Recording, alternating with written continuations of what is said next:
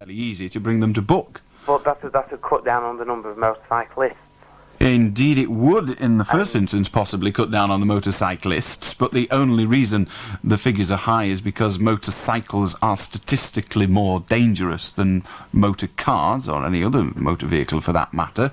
So if we say, all right, they're too dangerous, and it's not just the motorcyclist that dies, remember, it's other people too, we just simply say, look, we insist that you learn to ride it properly before you go on the road. That seems a sensible requirement for a government to level. So why bother paying for it? If you want to be a motorcyclist, you pay for it. If you don't, you don't. That's fine. Yeah, but a lot more people nowadays are wanting to use motorcyclists. Well, they can damn well learn how to ride them then, can't they? For the biggest If they want it well enough, if they want it badly enough, they'll find the money. Yeah, but... Look, there isn't an absolute shortage of people wanting to take driving lessons. The driving instructors will have you believe that there aren't enough. Yeah. And possibly there aren't, because there seems to be a proliferation of driving instructors these days. However, there is no shortage that cars are still selling by the hundreds of thousands every year.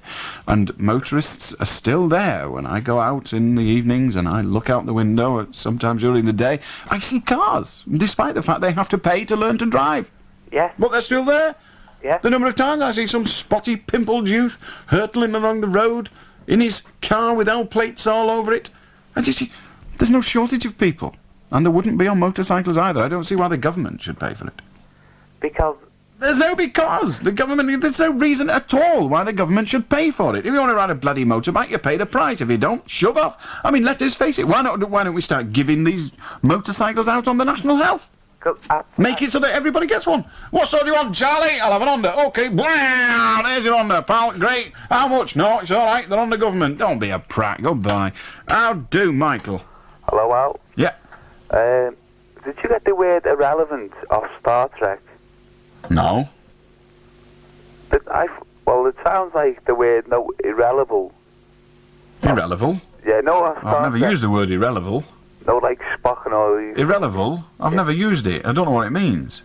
No, you use cretin and all this, right? What's that got to do with irrelevant? Well, why don't you call people Swedes? Because I don't think people are from Sweden very often on this phoning. You could go, you stupid Swede. Or Of course I could. OK, you're a stupid Swede. But I think that's irrelevant. Irrelevant? Who is he?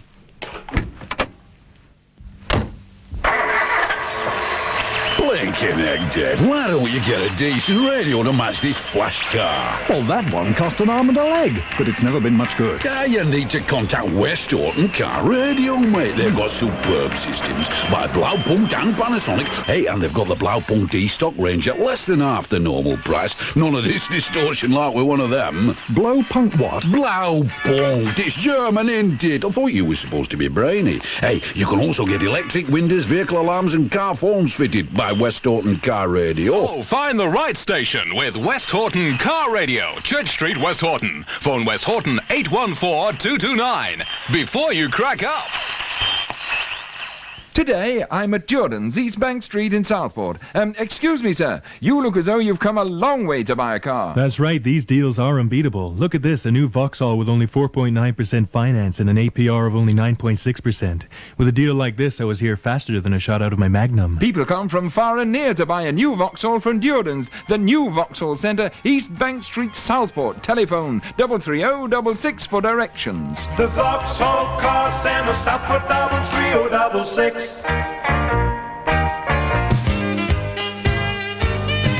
Allan Beswick. Hello, Sam. Good morning, Alan. Morning.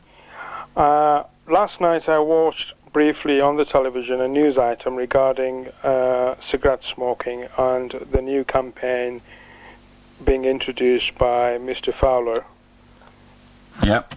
Amongst the items that he mentioned was more clear warnings on the packets and the ban on cigarette advertisements in cinemas.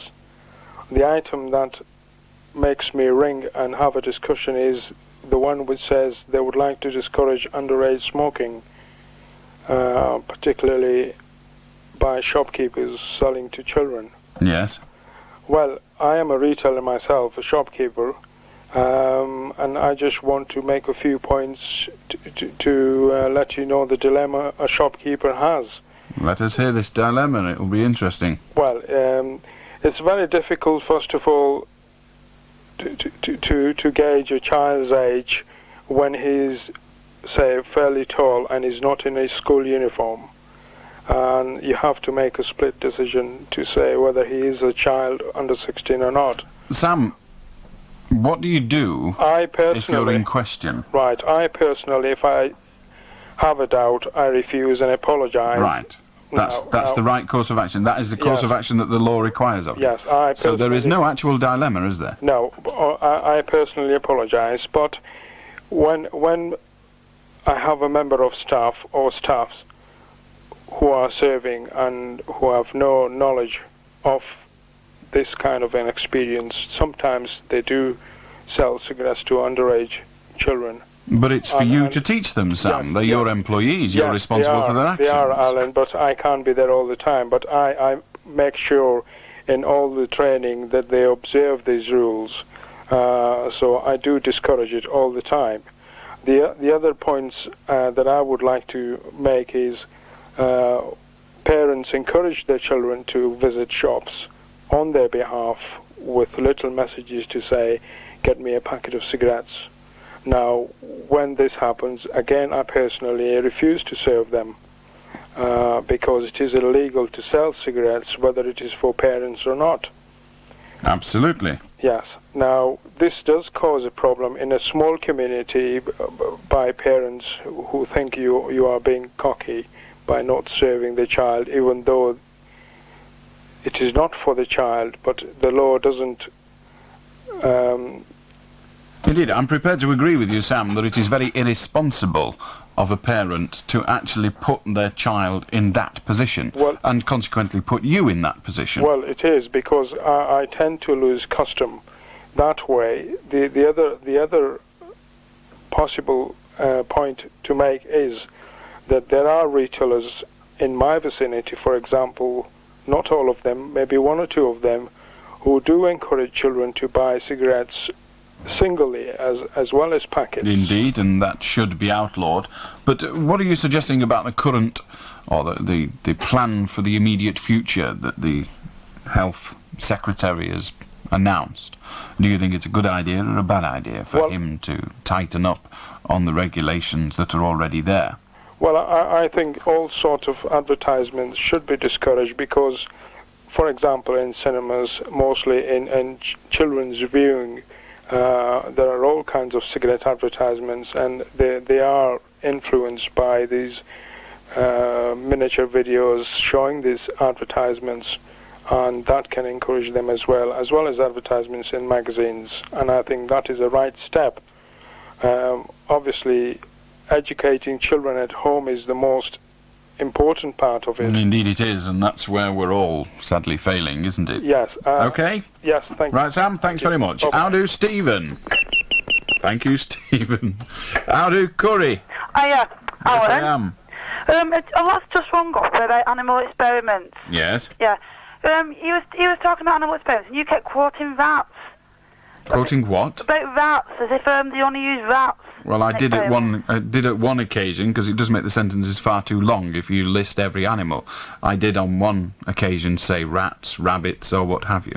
Yeah, but he goes into dogs and monkeys, not just rats. I mean, Yes, I'm fully aware of that, but if I'd have listed every animal they do experimentation on, the conversation would be still longer and more verbose than it was. Yeah, well, there's no way you can condone animal experiments of any kind. The majority are useless. I mean, the lobby of scientists agree that the majority are useless. But an awful lot of scientists disagree that they are useless. A lot of, there's like half and half, isn't it, really? But like you Well, no, it isn't actually half and half. As you say, there is a lobby of scientists that believe, but that lobby is nothing like 50% of those engaged in that kind of work.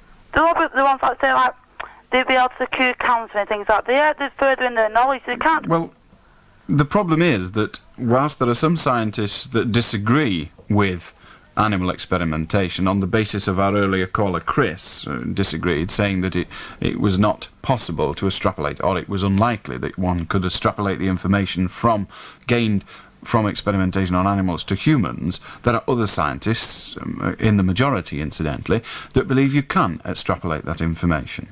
Well, like there's people like the scientists going into a lot of scientists now are swapping over to humane research, but the government gives nearly all the money to like animal experiments. So how can they use their knowledge when they won't share the money out like that? Well, the answer is that I would suggest to you that the money is divided fairly proportionately in accordance with the scientific needs of the different avenues, and there is government money in humane experimentation.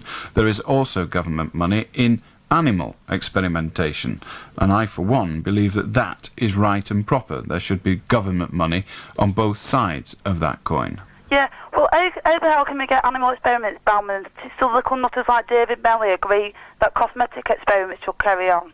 Well, I for one don't think that cosmetic experiments should carry on, but I do think that medical experiments are necessary. Well, and I think it's sad for the animals, but it is just that, sad.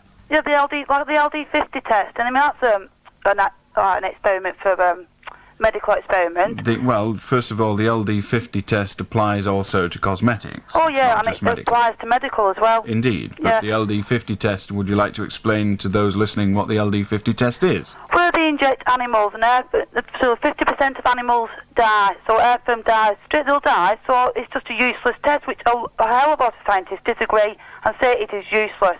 And I agree with you and that hell of a lot of scientists as you quote them. Where you get your statistics for hell of a lot of scientists, I don't know, but it's irrelevant.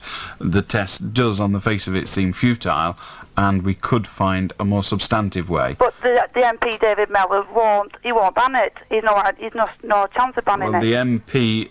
One individual MP is never powerful enough to ban something. He's a power of animal experiments. Indeed he is, but one MP is never. If there were enough MPs, more than half of those who are members of Parliament wanted it banned, I assure you it would be possible, but more than half do not. I don't know, well, whether you know or not, Curry, I've now told you. Commons and they ban it, but he goes through other places to the House of Lords. I'm sorry, allow me to tell you that there's not yet been a vote in the House of Commons that has had a majority in favour of ending animal experimentation for medicines. There's never been a vote to that effect, with that result. No, but things go through I'm glad you agree. Things go through the House of Commons, though, but then it doesn't end there. I mean, just say 30% of MPs are against it, it won't end there. I'm sorry, if 30% of MPs are against it, it will continue, because that means 70% have voted in favour of it. Well, why should animal experiments be all under one man, David Mellor? They're not all under one man. They are not all under one. He has the power to I'm sorry, Curry, don't make silly statements. I know it's difficult. I'm telling you, David Mellor, he has a right. If he wants to ban them, he could ban them. He can ban individual experiments. That is within his brief. But he cannot pass legislation making animal experimentation illegal. That legislation has gone through. There is no legislation on the... No, legislation... Curry, don't play games with me. You do not know enough about it. That is I know patently... a lot about it. Right, what date was the Act? It went through... What's the date of the Act? I don't know, but... You don't know? What was the name of the Act? What was the name of the Act? It was a legislation is it an act? Against banning animal experiments. And what was the vote on it, Curry? What was the vote on it? The government increased it. What was the vote on it? There wasn't a vote at all. The government just increased it. Oh, I see. There wasn't a vote. The government just does things without a vote now. These bills go before Parliament and they don't even have a vote. Have they changed the whole structure of the Houses of Parliament and not bloody told me? Go away, woman. You do not know what you're talking about. You are an ill-educated buffoon. Hello, Alan. Oh, hello, Alan, yeah. I was just talking about, like, smoking. I believe that you're a non-smoker yourself. Which, believe what you like. What do you want? Well, about the government health warnings, which is advising us... yes, we know what the government health warnings say. What do you want, well, not to smoke. Quite. Yeah, but... Anything else to say?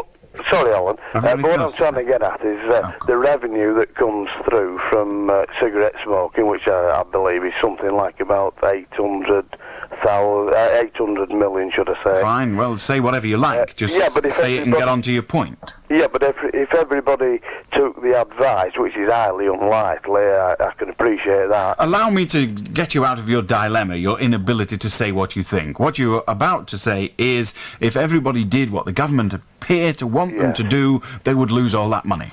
Yeah, now why didn't you say that? You could have said there's an awful lot of mulling about. Hello, Craig. Yeah, I want to know what you think about football. I'm sure you do, Craig, and when you're a very big boy, I might even deign to tell you. Till then, you'll have to struggle on without the knowledge. For fresh fish and chips around Preston Town Centre to eat in or take away, look for the Happy Haddock sign.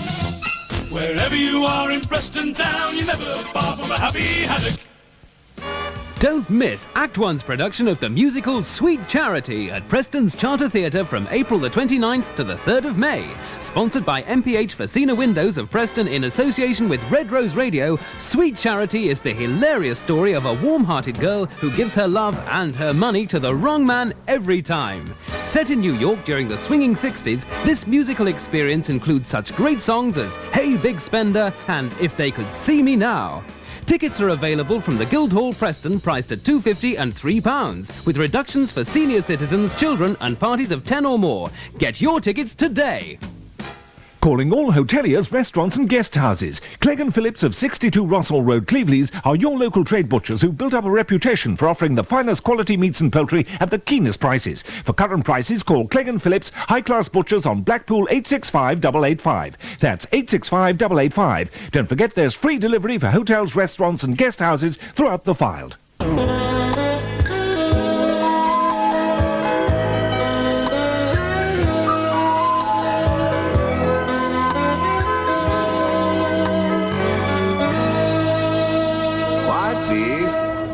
So it's championship point for the second time as McEnroe serves to the backhand court. It's down the middle, Lend returns high, and McEnroe volleys, and it's all over. Deuce? If your eyes are deceiving you, book yourself an eye examination at Boots. We now offer a complete optical service and a choice of over 250 frames at prices that will make your eyes water. McEnroe to the forehand court. He serves, and it's an ace. Second service. Boots, the complete optical service. Now available at our Bank Hay Street and Victoria Street branch in Blackpool. It's the place to come, where shopping can be fun. The Newmarket Waterloo Road. If you want to shop for the real bargains, you'll be well advised to visit the Newmarket and M2 Market on Waterloo Road, Blackpool.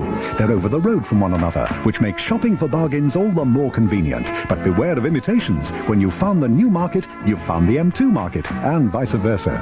Shop at the Newmarket and M2 Market, opposite each other on Waterloo Road, Blackpool. They're the original, and they're still the best. It's the place to come, where shopping can be fun. The Newmarket Waterloo Road. For fresh fish and chips around Preston Town Centre to eat in or take away, look for the Happy Haddock sign. Wherever you are in Preston Town, you're never far from a Happy Haddock. Ring him if you dare. Allan Beswick, the late night show. Preston 561,000 to join Allan Beswick on the late night show. How do, Bill? Hello. Yeah, Hello. Hello, yes, I'm just ringing up. A few minutes ago I was listening and I heard a news agent saying where he was selling cigarettes, about selling cigarettes to children if they take notes to the shops, but sometimes he refuses them. To me, that's a load of nonsense. I mean, there's some children, you've got to rely on them with a piece of paper to say that you've sent them to the shop because you can't get out of the house. Graham, it is illegal. Sorry, Bill, it is illegal to sell cigarettes to children under the age of 16 if they bring a Piggin Bible with them. And no, maybe it is illegal. There's no maybe about it, Bill. It is. Yeah, but listen. And Sam was doing his job properly. And whatever your reason, excuse, call it what you will, for sending children out to purchase cigarettes, it is wrong. Period. Yes, but... Glad you agree. How do, Graham? Hello. I Alan, you're a self-professed non-violent person. Thank you for telling me, Mark. Graham. How do, Mark? Hello, Alan. My view on you is you always say I think, but how do you actually know? I don't. I only think. How do, Alec? Hello, Alan. I'd like to talk about sports personalities in general and the amount of money that they get paid for what they do. Now, I'm not trying to get at you in general, but... I'm not a sports personality, not getting at me yeah, at all. but I mean, you're getting paid, well, fairly high wages for what you do. Now, take, for example, Alex Higgins. Now, he's getting paid the money. Why have you introduced me into this conversation? I am not Alex Higgins. Generally, you're getting paid a lot of money for what you do. I don't get paid generally, I get paid specifically. Yeah, specifically, you're getting paid a lot of money. Well, you see it as a lot of money. I see it as not quite enough to live on comfortably. It's enough to get you living. It's enough to get what you want. Well, a bus conductor gets enough to get his living. Enough, I doubt that he gets enough for what he wants. Yeah, I agree with your point. I don't get enough for what I want. All right, I'll go back on that. Now, people like Alex Higgins are getting paid for, like, what they're doing. Now, in my view, this is too much money. A road sweeper gets paid for what they're doing. Yeah, but what I'm trying to say, he's getting too much money now. If you look at all these starving people in England, now they've not got enough... Would you like to tell us what all these starving people in England are? Like, people that are struggling on the dole. Yes. Now, what do you think pays for the dole and supplementary benefit? Yeah, well, they're getting... What do you think pays for it? Pardon? What do you think pays for the dole and supplementary benefit? Yeah. Not the dole exactly, that's national insurance, but supplementary benefit, what the majority of people who are out of work receive. Well, I mean, it's coming out of taxes, isn't it? Out of taxes. Now, where do those taxes come from? They come from people that are working. I see. So you're not actually against people having a reasonable living? No, I'm not against that. that. Well, Mr. Higgins will probably pay more tax than most other people you'll have heard of. Yeah, but well, what's wrong with that? These people are getting paid money. Well, of course they're getting paid money. Yeah, I know. The day someone starts paying me in chicken legs, I'll stop working. Yeah. We get paid in money too. Yeah, okay. Now, these people are getting paid, while there's other people on the door with not so much money. What are you suggesting we should do then? All become snooker players? No. Are you suggesting that Mr. Higgins shouldn't get paid? No, I'm not suggesting that he shouldn't get paid. Are you suggesting he should get paid the same amount as somebody gets on the dole? Yeah, now, what I believe should happen... What do you do for a living? I'm still at school at the moment. You're still at school? Yeah, in sixth form. And who do you think pays for that? Well, taxes. I see. So all these taxes that you want to pay for you and for people on supplementary benefit and everything are going to come from people who don't earn enough to pay taxes the way you would like to. Yeah, I agree with your point, but like these sports personalities that are getting paid money. Now, you think they get too much? Yeah, I believe that they get too much for what they're doing. Well, allow me to tell you that they entertain an awful lot of people, and as a result of that, an awful lot of people are prepared to pay them money. And when you add up the money paid by that awful lot of people, it amounts to quite a tidy sum. Yeah, but I mean, if these people could... Yeah, but nothing. Those people choose to pay it. No one puts a bullet to their head and says, pay up or we'll blow your brains out. Yeah. They choose to pay it. It may well seem totally unfair. Indeed, I'm prepared to concede that it is unfair. It is diabolical, the amount of money I earn for the little I do. But what do you suggest? People are prepared to pay it. Do you suggest I say, no, it's all right, thank you, and give it to the poor? Don't talk silly. Goodbye. Hello, Louise. Hello, Alan. Yes. I'd just like to say about that girl who was complaining before about having big feet. Well, I think she's really lucky because I haven't got any. No, have you not? No. Oh, limp away. How do, Doreen? How do, Alan? Doreen, you were on before, someone on before about drugs being the parents' fault. Yes, I know. Well, I'm a mother of 5 sons, and I was reason to believe that one of my sons, the youngest one, was taking drugs, well, glue sniffing. And I phoned the police. I asked the police to come down, sort him out. The police come down, had a word with him, spoke to him, and then they went. He said he'd never touch us again, and he's never even touched us again. That was the first and last time he done it. Fine, but Doreen, we must consider why he did it in the first place. Well, he had friends that was on it. I see. And he's staying out with one of his mates one night, he said he was, and I found him in the street 5 o'clock in the morning. In that case, well done, Doreen. Hello, Jeanette. Hello, Alan. Yes? I'd just like to talk to you about shares. My husband's invested quite a bit of money in shares, and I'm just wondering if Labour got in, would it be, like, nationalised? Rather depends what he's invested that money in, what industry those shares are in. Well, I can't mention the factory, can I? It's Well, you don't have to mention the factory. Well, it's in a big food company. Well, it doesn't help us at all. I don't think there are any plans, I don't know, but I don't think there are any plans for the Labour Party to nationalise food companies. I've not heard of any anyway. Yeah, well, I've been having a conversation with my sister-in-law's boyfriend tonight, and I've been explaining all the shares and that, and he said, if Labour gets in, you've had it. Well, just because your sister-in-law's boyfriend says something, I wouldn't give it too much credence if I were you. Yeah, but it's worried me a bit, you know. Well, let it worry you. Right. And there's something else I'd like to ask you. Allow me to tell you that an awful lot of MPs of all political opinions hold an awful lot of shares. Yeah. And so they're hardly likely to knacker up their own nest, are they? Yeah. So that's what I was thinking, but Quite. you know, Well, we've made that progress. Right, and there's something else I'd like to ask you. If you work for a company and you're made to work Saturdays and Sundays and you don't get paid for it, can they not do anything about it if they've not got a union? It's very difficult. It does to a certain extent depend on the industry, but most times if you work, as I work, at weekends, then it's part and parcel of your job. Yeah. And there's probably very little you can do about it with or without a union. Yeah, well, like I was saying, he doesn't get paid for the Saturday and Sunday. Well, do you mean he works for free? Yeah. Or do you mean he doesn't get any extra payments? No, I'm sorry. He has to work the overtime. If he doesn't work the overtime... Does he get paid for the work, was the question. You can't confine yourself to that. No, so if he goes in on a Saturday, he doesn't get paid? No. Is he a management person? I don't know about that. Well, we need more information to answer the question. How do, Steve? Hello, good evening, Alan. Yep. Straight to the point. This government of ours has done a lot of damage to public services, as you quite well know. Well, kindly confine yourself to your opinion, Steve. It may have escaped your notice, but I'm well able to speak for myself. Right. So you give your opinion, I'll worry about mine. Right. Well, the quick opinion is this.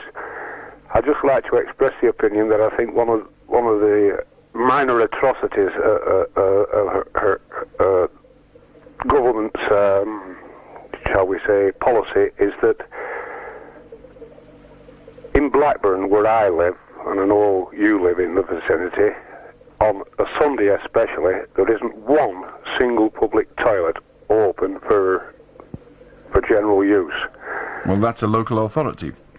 Yes, it's at a local authority level, I realise that. It's not a government decision. I'm quite convinced that the powers that be in Whitehall indirectly have something to do with it. But the point well, if you're quite prepared to believe that, fine, but I would like you to substantiate it. The point I'm trying to make really is that it's still an offence under law to use a public place, such as a back entry, etc., to do what... Well, and absolutely right that it should be. It's still a public offence, so... so it should be. What I'd like to know, not from yourself, but from the powers that be, is that... Well, I don't think Mrs. Thatcher listens to this programme. She lives in London. They don't get it down there, and you were aiming your question at Mrs. Thatcher, so I think your whole point is redundant, don't you? As far as your programme's concerned, but Quite. Well, it's this programme you're on. If you want an answer from Mrs. Thatcher, I suggest you write to her. How do Simon? Hello, Alan. Yes? Yeah, I'd like to talk about politics and music and the way they're merging together. You know, the way... I mean, for a long time now, we've had politics in music and the lyrics and everything, but recently we've had these concerts, you know, the Red Wedge concerts, with Billy Bragg and Paul Weller. Yes, we know who the Red Wedge are. Do continue. Yeah. Well, they apparently, they've been saying that they are only there to increase political awareness to parties like the Conservatives and what have you. But, have you got anything to say, Simon? You're prattling on there. Have you anything to say? Yeah, well... What? Are you in favour of organisations such as Red Wedge or not? But no, because what they're doing is trying to influence impressionable fans towards the Labour Party. Absolutely. Would you think it was right if they were influencing those impressionable fans towards some other party? No, but what... Well, what are you saying then? Are you suggesting that musicians should play in a vacuum and pretend that politics don't exist? No, I'm not saying that. Well, what are you saying, for heaven's sake? What I don't understand is they're not in a position of any responsibility at all. No one is suggesting that they are. But they're pretending to be. No, they're not. They are saying we are musicians. We come to play. We believe this. We would like you to believe it too. What is wrong with that? They're influencing people towards a certain party. I'm asking you what is wrong with that. They're claiming that they're not. They're claiming that they're Well, I'm not interested in what they claim. The lies of musicians are irrelevant to me. What I want to know is what is wrong with a few musicians standing up and saying, I believe in the Labour Party, why don't you? Because the influence... I know they're influencing. What is wrong with someone attempting to influence somebody else? Politicians do it all the time. If I had to choose between being influenced by a musician or a politician, I'd go for the musician every time, because every single politician is nothing but a lying little nerd. Oh, maybe so. There's no doubt about it. It's an absolute hard and fast fact. To be a successful politician, you have to be able to lie through your teeth, your eyes, your ears, and even your pigging bum. I would settle for a musician every time. Maybe so, yeah. No doubt about it. You keep saying maybe, maybe, maybe. What is all this maybe crap? It's a fact. I would. Goodbye. I don't even like pop music. Hello, Lisa. Hello, Alan. I just wanted to ask you a question about supplementary benefit. Go on. I'm on supplementary benefit, and so is two of my friends. Well, I get £59 a fortnight, and they both get 61. I was wondering why. I don't know is the answer to that. It may well be, indeed it is, that your circumstances are different. Well, how they differ, I do not know. Well, they don't seem to be, apart from... Well, okay, they don't seem to be. The only reason is that they're both older than me. I'm sorry? They're both older than me. How much older? Well, I'm 18 and they're 19. I shouldn't have imagined that makes a difference, but it might. Right. I don't know the intricacies of the supplementary benefit rates. It's a commodity that changes annually, and it's been some years since I worked in the business. And the easiest way to find out is get yourself a leaflet entitled S for Sugar, B for Baker, SB1, and have a look at it and compare it with what you receive. Right. All right? Okay. Cheers, ta-ra. Bye. I'll do to nobody, because we're going to have a break. For new and used cars, look no further than Barker's. Right now, up to 150 used cars are in stock and ready to drive away from an incredible £100 to £10,000. Scoop purchase of 1986 Nissan Stanza models means unbelievable and unrepeatable prices while stocks last. For unbeatable deals on Nissan vehicles, hurry down to Barker's Nissan, Ribbleton Lane, Preston. Phone Preston 704 704. People buy better at Barker's. Barker's Preston, Bonnet. See the internationally known organist Peter Hayward in a special evening concert on Tuesday the 25th of March at 7:45. The concert will take place at the Duncan Hulsh Hotel in Clayton Le Moors, Accrington, and you and your friends are invited to see Peter play the Hohner Symphony Series organ and a magnificent D200 model. That's Peter Hayward at the Duncan Hulsh Hotel on the 25th of March. If you'd like further details of this very special evening, contact Organ Keyboard World at 37 Blackburn Road, Darwin, or phone Blackburn 773288. Calling all hoteliers, restaurants and guest houses. Clegg & Phillips of 62 Russell Road, Cleveleys are your local trade butchers who built up a reputation for offering the finest quality meats and poultry at the keenest prices. For current prices, call Clegg & Phillips High-Class Butchers on Blackpool 865-885. That's 865-885. Don't forget there's free delivery for hotels, restaurants and guest houses throughout the Fylde. Now do Darren. Hello. I'd like to give my point of view on drugs. Well, no one's stopping you. Right. I think they should legalise pot and things like that. Why? Because it doesn't do as much harm to you as cigarettes do. Well, or they say it's anyway. Who says? Well, I've tried it with a few of my mates and that's a good scientific test, is it? Well, not really. Right, so you have no scientific basis on which to make that statement? No. You just want to be able to do it legally? Well, and this glucose You just want to do it legally, don't you? Well, yeah, but... Yeah, well, I'm not going to let you. Goodbye. Hello, Brian. Hello, Graham.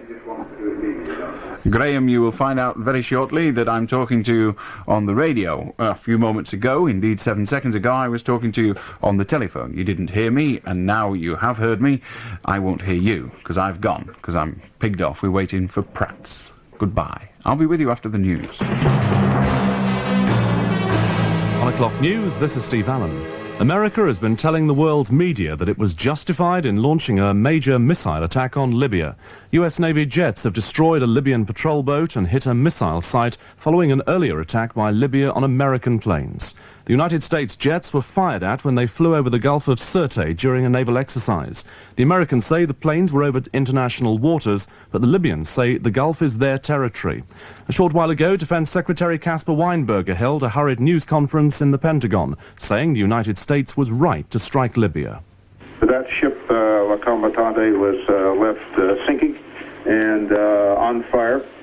We saw no survivors from it, but it was moving in the area, and hostile acts having been committed, again, we believe that the safety of our fleet and our servicemen in international waters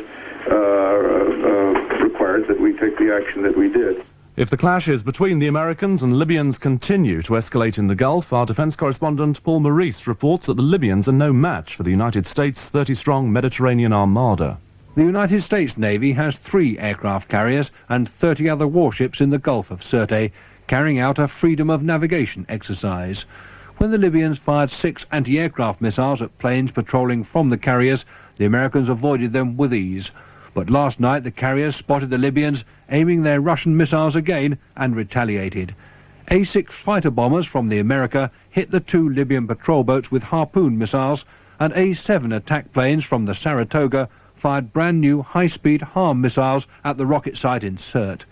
Even with some of the latest fighters that Colonel Gaddafi has recently bought from the Russians, he is on a hiding-to-nothing, taking on the American fleet in the Mediterranean. The tobacco industry's new voluntary code on advertising, agreed with the government, has come under heavy criticism from the anti-smoking lobby. Action on Smoking Health says there's one part of the code promising television advertising to discourage children from smoking, which will do exactly the opposite. ASH director David Simpson says they'll be inviting trouble. I'm worried we'll see the cynical, sanctimonious advertisements we see in the States, pretending that the industry is saying, you know, it's an adult custom. Well, anyone with half an O-level in psychology will tell you that's the very way to get children interested in smoking. And if we see that sort of thing here, frankly, I think it's like letting the serpent advise Adam and Eve. England face an apparently hopeless position as the third Test match resumes in Barbados today. After losing 15 wickets on Sunday, England are 132 for 6 in their second innings, still 97 behind. From Bridgetown, Dominic Allen. Nearly 5,000 England supporters will be at the Kensington Oval this morning, and most of them will be back on the beach this afternoon, because the West Indies are unlikely to need even 2 hours to complete the formality of taking the 4 wickets they need to win this match and with it the series. With Botham out in the last over on Sunday, there's not even a cameo from him to look forward to today. There is, though, Trinidad next week, where there is a realistic chance of salvaging something from this series. Dominic Allen, IRN Sport, Bridgetown, Barbados. Independent Radio News. Ring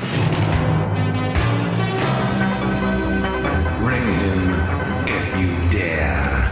Allan Beswick, the late night show. 3.5 minutes past 1. Welcome if you've just joined us. We're here till 2 and the number is Preston 561,000. Needless to say, as I seem to say with amazing regularity, the lines are currently all engaged. But do keep trying. 24 hours, 24 hours, where grows leaves, where grows leaves, all that you hear, all that you hear, stereo, stereo. Hello, Steve. Hello. I wonder if you could settle an argument for me, please. I know you're not sports-minded, but do you know how many legs there are on a full-size snooker table? No. You don't? No. A man of your intelligence. I've never seen one on a snooker table. Yeah, I've seen them under it. Oh, I see.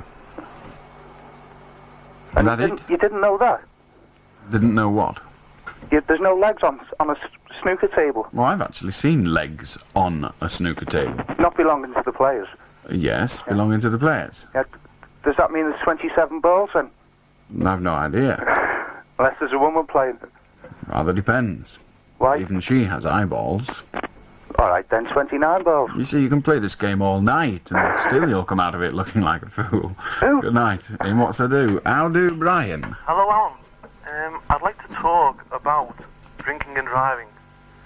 Now, my opinion is, in all honesty, I feel that there's the actual limit on drinking and driving is very, very, how can I put it, it's very acute. I mean, a person, let's take for example, just over the limit, in my opinion, could be well capable of handling a car in many situations when people on the road at the same time as them. I'd like to mention old age pensioners just under the age limit when they shouldn't be driving. He will be a lot better in... Brian, I am not one of those people that contributes to the belief that as you proceed along in years, you become banal, stupid and thick. I do agree that there are some old people on the road that quite honestly should not be there. But there is nothing like as many of those as there are young people. And your argument that having slightly above the acceptable legal limit of alcohol would not render you in some way incapable, I'm afraid has been proven to be untrue thousands of times. If you have any alcohol in your system, your reactions are not as efficient as they would be. So I'm sorry, you have no right to do it. Can I finish? No, you have finished. You're talking crap. How do John? Hello, Adam. Considering your beliefs, I think you're ignorant to animal welfare. Fine. How do Steve? Yeah. Are you going to speak? Hello? Apparently not. We don't wait all day whilst people make up their minds. Goodbye. Hello, Elsa. Aaron, I love you. Aaron, I do. It's a very appreciable feeling. Hello to line 2. Who is, I wonder? Vivian. Hello, Vivian. Not there anyway. I'll do line 3, which is Ian. Hello. Yes? There's a film that's phoned up before about legalising pot. I think it's disgraceful, anything like that. And this glue sniffing, I've tried this. And why have you tried it? Pardon? Why have you tried it? Well, why? You have to try something once in your life, and I tried it. No, you don't have to try it. Have you tried cutting off your arm? No. Why not? You have to try everything once, cut off your arm immediately. Goodbye. How do John? Hi, Alan. I wonder how many smokers there are in this country. I have no idea. I certainly feel no there idea? are far too many. Yeah. I wonder how many of them would object to being licensed. I have no idea. I don't want them licensed. I want them banned. Well, do you not think that a first step would be to license them? No, well, it could be a first step, but it's an unnecessary step. To Just make prevent it new illegal. smokers, perhaps. Well, it may well prevent new smokers, but why don't we just say if you saw in a public place with a cigarette lit or even in existence, then you're thrown in jail for 20 years. It'd solve a lot of it overnight. Or would it not perhaps be more politically acceptable to license smoking rather I than think to it just would ban be it out of political hand? dynamite to consider it, and I don't think any party would have the courage to consider it. So if you're talking about political acceptability, then no, I don't think it would be acceptable. I think it might be. I think most smokers would agree to it. Ooh, dearie me. Well, you're entitled to think what you will, John. I think they would. One of the freedoms of this country is people have If the the right object to be was wrong. to prevent young people starting. I don't think most people would agree to being licensed, and I think the National Council of Civil Liberties would be jumping up and down all over the place. I'm sure they would, but I think most smokers would agree to it. Fine, well, we can't test it without actually doing a survey of all smokers, and we don't even know how many of those there are, so we wouldn't be able to say whether the survey was accurate or not. Well, thank you for your point of view. John says smokers should be licensed. What do you think? Ring us and tell us on Preston 561,000. How do Keith? How do, Alan? I wonder if you could give me a bit of advice. I'm a mobile disc jockey, right? And I did a job in January for these rich people. Now, at the end of the night, one of the sons of these owners damaged some of my equipment. Now, I've been on the phone to them since, right? What they did is they said that they would repair it, right?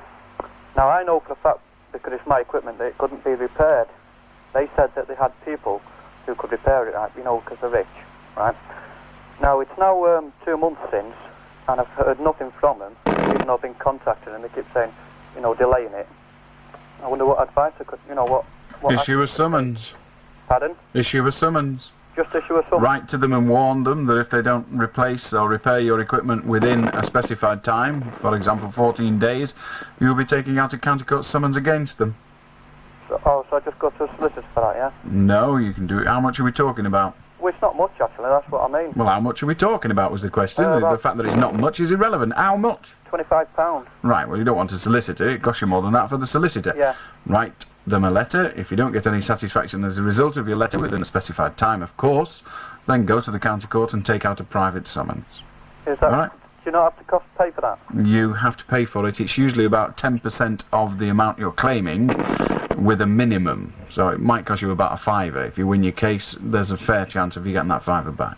All right. All right? Okay, thank you. Now do Kevin. Hello, Alan. Hello. This is the first time I've listened to your show, and Red Rose, as a matter of fact. Fine. I've been listening to your callers, and most of them seem ill-informed and ill-educated. Fine. To me, you seem to go to great lengths on ridiculing them on air.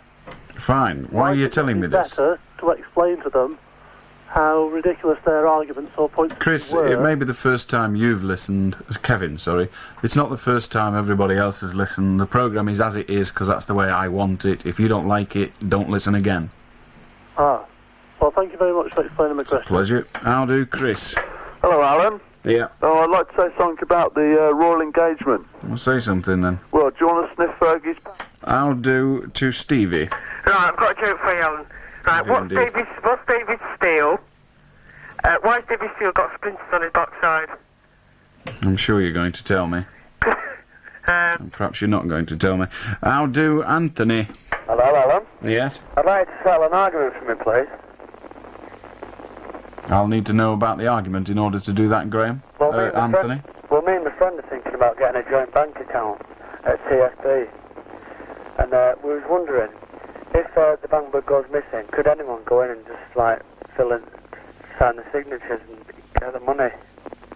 That rather depends on the type of account. I very much doubt it, because, of course, the signatories to the book won't actually sign the book, if I remember correctly. And does there have to be two signatures? Not necessarily, no. No, can you get one where it's just one signature? Yes, but then it is unlikely to be a joint account in the full sense, is it? If only one can operate the account. No, I mean a joint bank account. Well, if you have a joint bank account, then the bank will require two signatures, but it won't be necessary for you both to sign every document. You can have a situation whereby either or both can sign the document. Oh, yeah, right. Why don't you discuss it with the bank manager? Discuss it with the bank manager? Seems a very sensible idea to me. How do, Graham? Bye, Graham. When you get to your phone, I won't be there. Hello, Tom? Yeah, hello, Alan. I want to talk about that enterprise allowance. Go on. Yeah, well, in my case, it's a bit different. I've just got out of prison, actually, and I wanted to set up my own business. And they want... As a burglar? Yeah, actually, it were. I thought it might be. Goodbye. We'll be with Pat quite soon. It's the place to come, where shopping can be found.